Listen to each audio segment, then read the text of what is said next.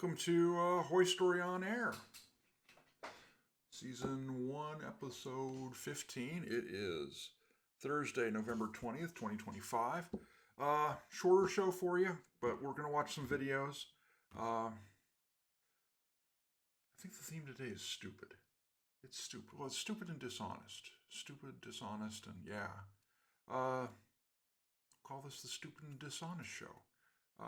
Not me. People we're going to be talking about. So, let's get on with it. Here's the deal. I tell you, so Epstein Files, if you haven't watched my Epstein Mania video, I encourage you to watch that. That's supposed to be signed. I'm not sure. I don't think Trump signed it yet, but they're going to release these things within 30 days. There's not going to be much there. I mean, it's, we probably already got most of it. It's certainly not going to be something that's going to destroy Donald Trump. Because if that had existed, it would have come out during the Biden administration. There's no way, they're trying to get him tossed in jail. There's no way they are holding back some juicy stuff in the Epstein files on him. Doesn't exist. Our first little bit here is, so we're going to watch, the whole video is like 5 minutes. I've chopped it off after about 3 because it gets back into the delegate from the Virgin Islands, Stacey Plaskett, who, again, watch Epstein Mania. She was texting back and forth in Epstein with this hearing with, during this congressional hearing with one of Trump's former lawyers. Everybody on the Democratic side is excusing Plaskett's behavior because, Epstein was one of her constituents. He was living in the Virgin Islands. Blah blah blah. No, I don't have my congressman's text number. I don't directly text back and forth with my congressman like he's some random constituent. Yeah. Pull the other one, as the British like to say. Watch this, and there's a little bit of lead in, but then they show the pertinent video of Jasmine Crockett, who's a member of the House of Representatives from Texas. She's the hot new thing among the media because she's like the left's Marjorie Taylor Greene, although now Marjorie Taylor Greene is also the left's Marjorie Taylor Greene. She is proof that C students can become lawyers and get elected to Congress because let's watch the video.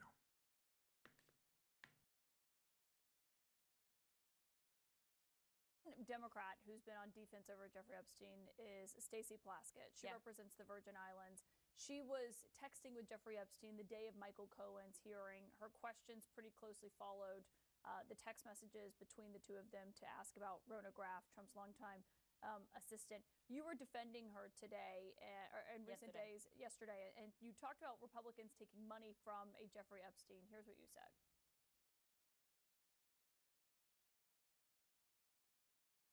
Who also took money from somebody named Jeffrey Epstein, as I had my team dig in very quickly.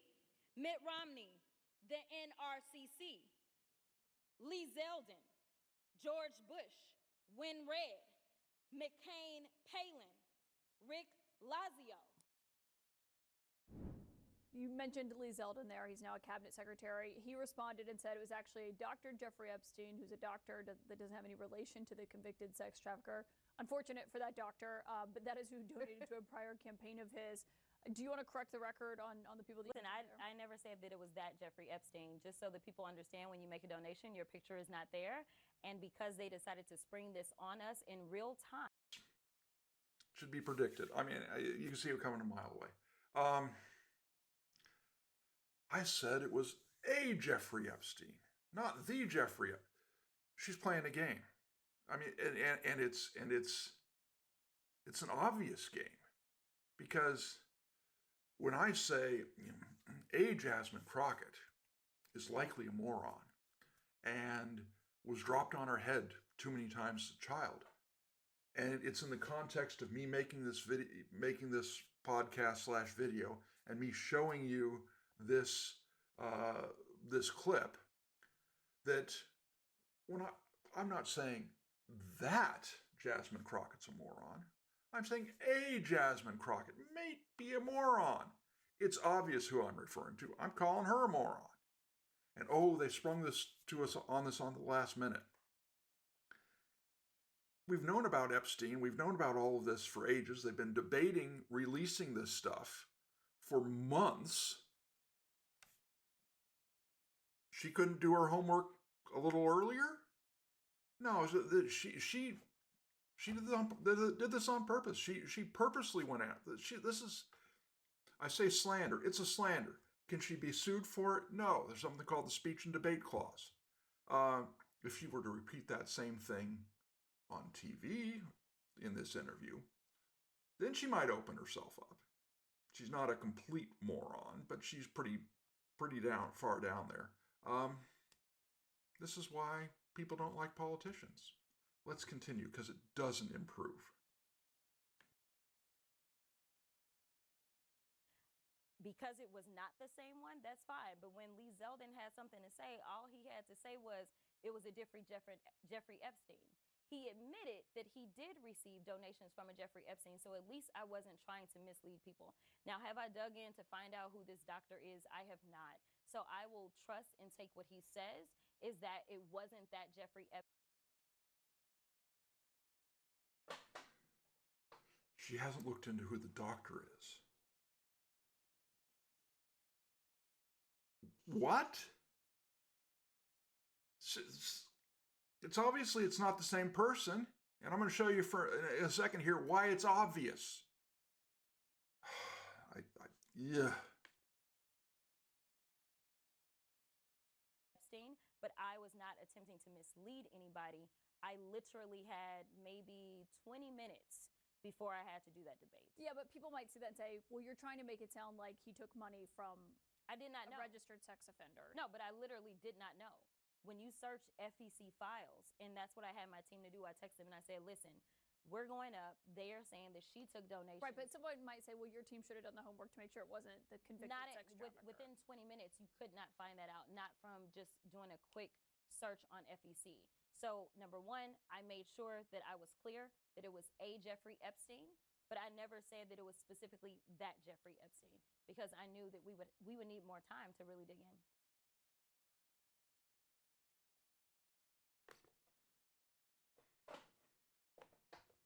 They would need more time to really dig in. She's had more time, and she just 30 seconds earlier said, well, I haven't had time to look at this Dr. Jeffrey Epstein and make sure he's not the same guy.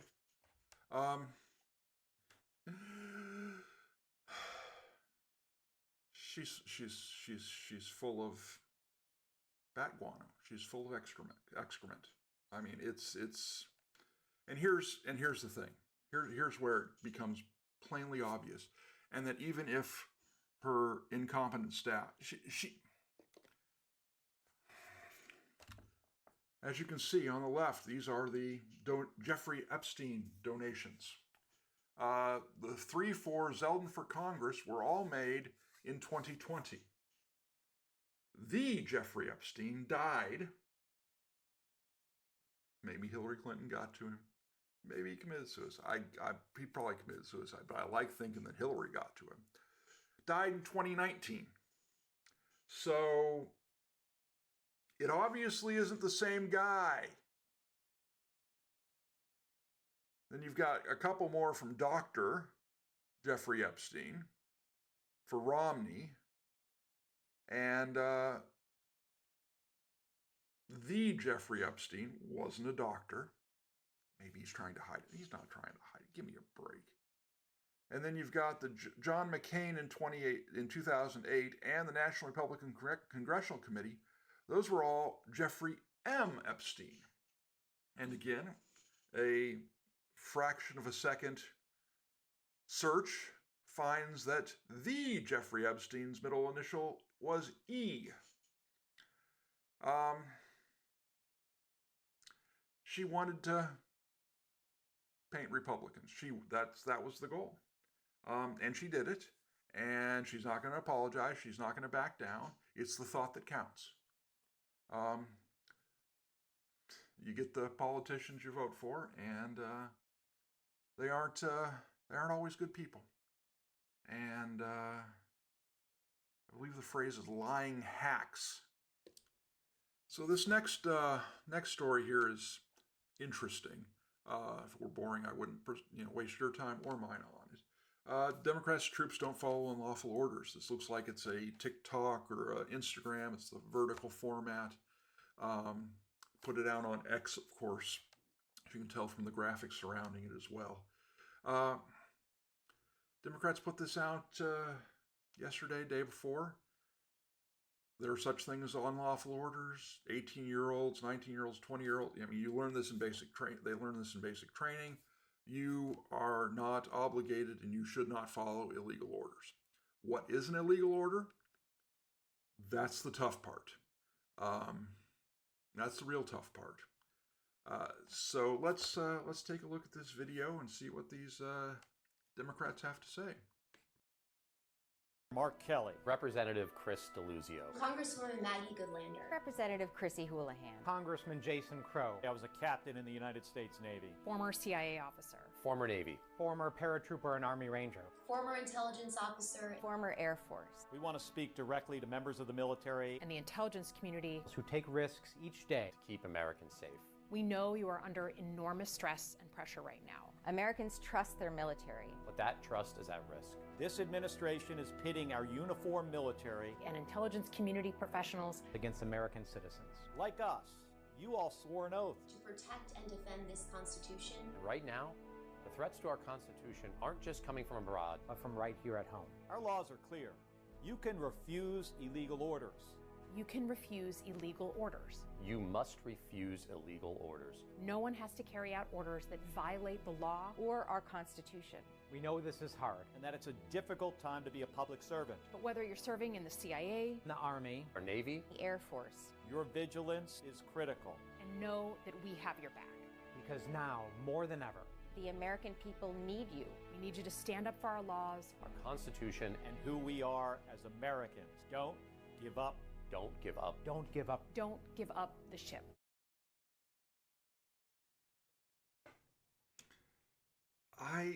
I'm not sure what to make of it. They're not saying what orders are illegal. That's probably wise on their part. How do you read this? If you're a 19-year-old, Lance Corporal or something, or 20-year-old Lance,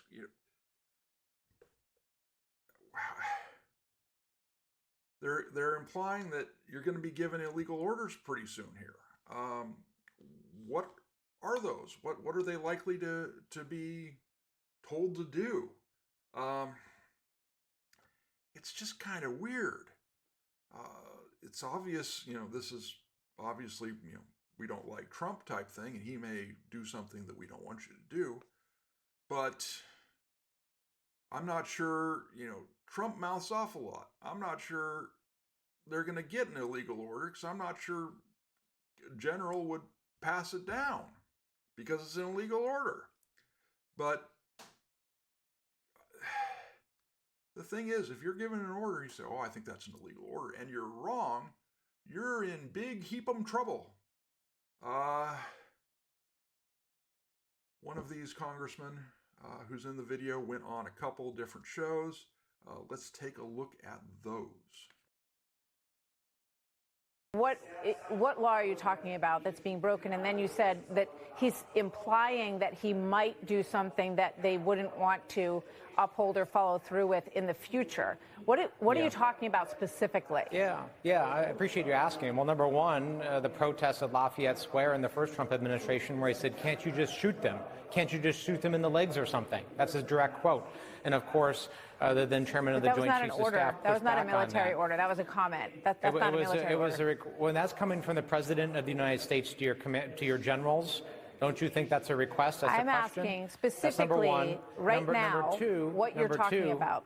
Yeah, number two, he's also threatened to send the military into Chicago and other cities to, quote, go to war with those cities. Right? That is a very, very disturbing thing. Number three, he's also alluded to sending troops to polling stations, which is actually a violation of U.S. law. U.S. criminal law prohibits troops from going to polling stations, and he's alluded to that. So those are just one of many examples. You're talking about Donald Trump illusions. You're not recently talking about actual policy.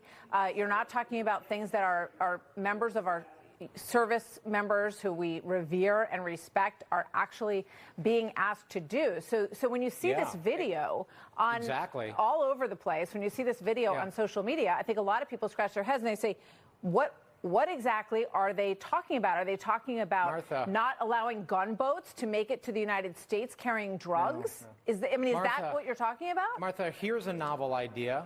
How about we actually prevent things from happening before they become a problem? I think that's what they're trying to do.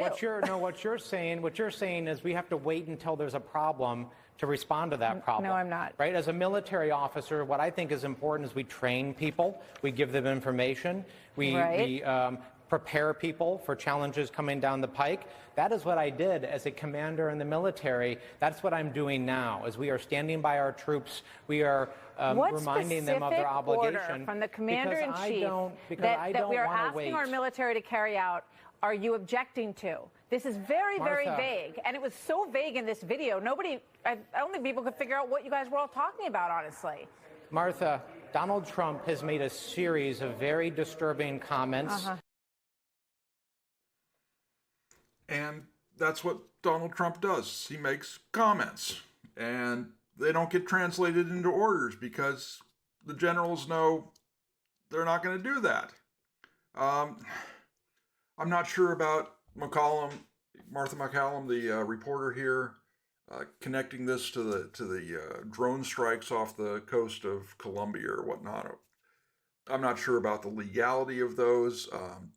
I find it very curious that people are complaining about that when, especially Democrats, of course, when they were pretty silent when Barack Obama was droning people over in the Middle East, including American citizens.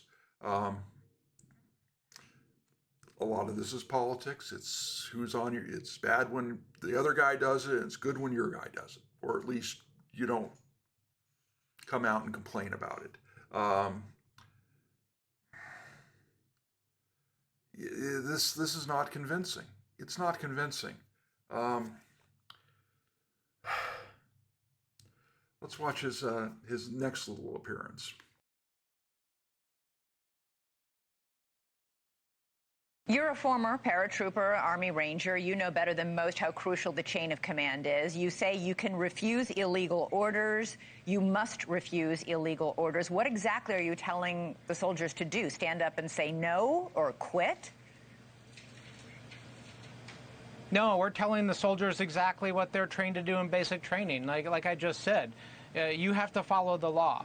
Right? But what chain does that of mean command precisely? is really important, but above the chain, it means you follow the law. It means that if there's an unlawful order, if you're asked to violate the Constitution, you're not obligated to do that. And let's use some examples, by the way. So Abu Ghraib prison, right? There were privates and junior enlisted who were ordered to do things that were unlawful, and 11 of them ended up being criminally prosecuted.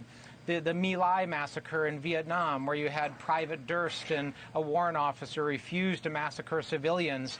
They were the heroes of that moment, but their commander, their Lieutenant Calley, actually ordered it, and he went to prison. So there are example after example in U.S. military history of people that are asked to do things that are unlawful, usually, almost always involving committing violence or crimes against civilians that uniformed personnel are obligated to refuse if that's what they're ordered to do. And we're concerned about this, Elizabeth. We're concerned about this because of the rhetoric of this president, right? The president actually said, hey, can you shoot these people in the leg during the Lafayette Square protests? But that wasn't an order. I think that was a question, right? And this president has a long history of saying nefarious and dubious things, right? But you don't ever wait until an order is actually given to train people and tell them what their obligations are. So to be clear, To be clear, right, but to be clear, Congressman, you're not saying President Trump has already given any illegal orders, are you? We're not talking about specific orders.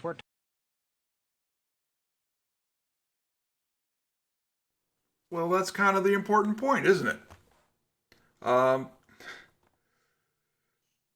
If something like that comes out, go for it. If troops, if you're in the military, and Trump orders you to mow down protesters, don't. That's probably an illegal order. But this guy isn't identifying anything. He's just, this guy's a loose cannon. He says dangerous things. So he's not helping the situation. He's not offering like solid advice on what they should and shouldn't do in a class, I assume, that they take when basic training on, what an illegal order looks like. This is just,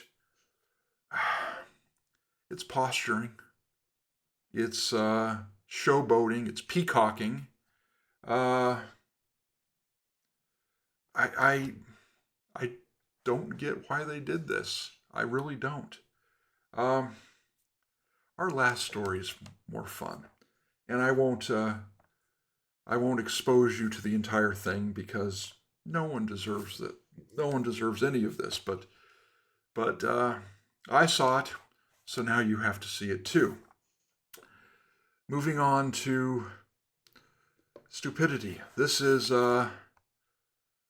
people complaining about basically the shutdown of Teen Vogue magazine. Not the regular Vogue magazine, Teen Vogue magazine.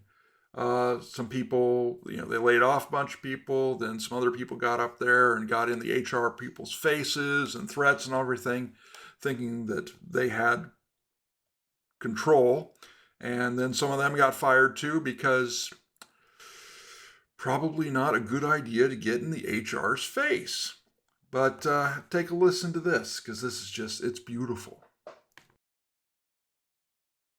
My name is Lex McMenamin. You may know me otherwise as Comrade Teen Vogue. And until last Monday, I was the politics section at Teen Vogue. I was the only one left, so I was the one-person politics section of Teen Vogue. And that's all I'm going to expose you to. She is wearing a sweatshirt and a pair of, what do you call those? I don't even know. Overalls. They're overalls. She was the politics section of Teen Vogue. Vogue. Anyone seen The Devil Wears Prada? The character in that movie based on the editor of Vogue magazine, Anna Wintour. I believe I'm pronouncing her name correctly. This person was working for Teen Vogue, dressed like that. Why did they shut down Teen Vogue? That's why they shut down Teen Vogue. That's why. No great loss. There are journalism jobs that are lost that I have some concern about, show some sorrow for. These aren't them.